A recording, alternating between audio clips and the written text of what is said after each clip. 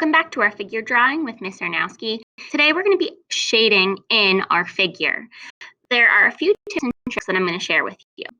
For our figure drawing, we really want to create the look of three-dimensional, right? So what you can do in order to make your image appear to have, right, like shadow and some highlights is that you want to color a little bit harder or with a darker version of your color on the edges. Now, you did not have to outline your mannequin in black Sharpie. I just did so that you can see it, right? So this is really going to have a great impact on your artwork. As you can see for the head and this arm that I did right here, I pressed a little bit harder on the edges and pressed a little bit lighter in the middle. Another thing you can also do is layer your colors on top of each other to create more depth, right? So I just picked the red family. If you pick like the green family, you could pick, dark green and light green. If you pick yellow, you could pick like yellow and orange, and so on and so forth. But again, I really want to make sure I'm going a little bit harder on the outside and coloring in a little bit lighter on the inside. This is going to give some three-dimension look to your artwork. Just for larger spots too, you want to make sure that you really have more of a gradient. A gradient means it's gradual. Can we all say gradient? Nice job. Gradient meaning gradual is like not like it's dark 1 second and then right next to it is really light. Actually, I'm going to show you what that would not be good, right? So if I have this dark down here and then all of a sudden I have it starting to color lightly, that has no gradual impact. That has no gradient. It's just dark and then light. I want to make sure I press medium with my colored pencil so that it fades into that lighter value. Right, I'm going to keep going with this and check back with you when I'm finished. As you can see, I'm almost finished. I just wanted to draw your attention to the dark parts of my artwork and the light parts of my artwork within each shape of the mannequin.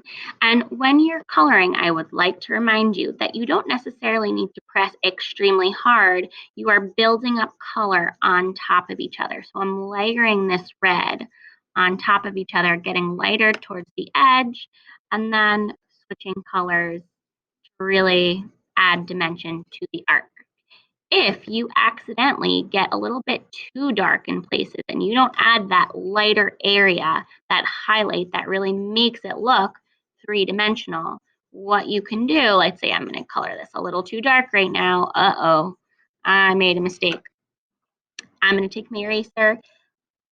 Color pencil does not erase all the way, but it'll erase a little bit, enough so that you can really pull out the highlight in some of the areas if you got a little bit too dark, right, in them.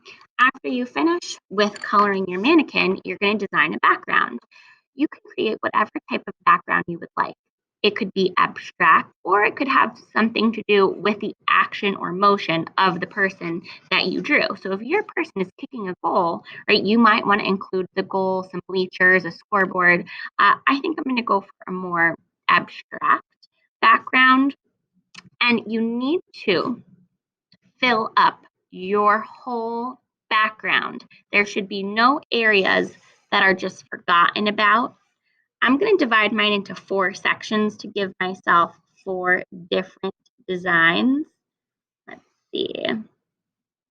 And again, you can choose how you want to do this, right? If you want it to be abstract or if you want it to be more realistic.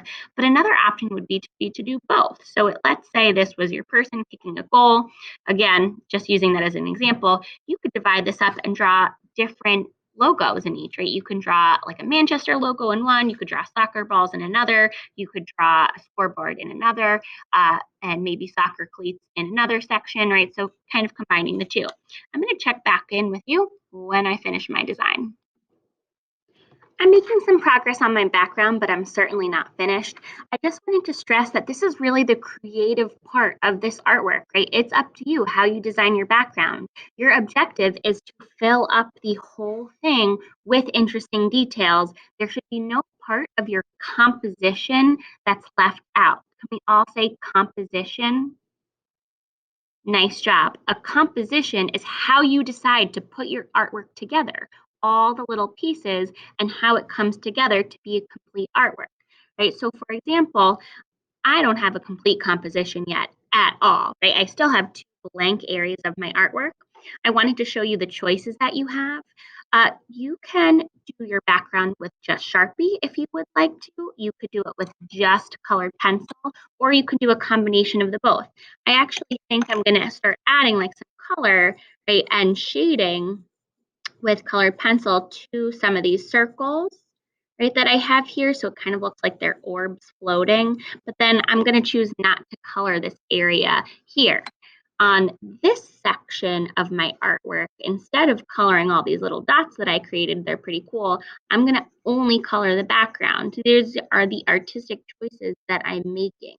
Again, I'm pressing really evenly with my colored pencil so I don't get any marks or color directional lines, right? But this is really your choice of what you are doing for your background. Again, you need to fill up the whole thing with interesting detail. It can highlight your figure or it could be abstract like mine.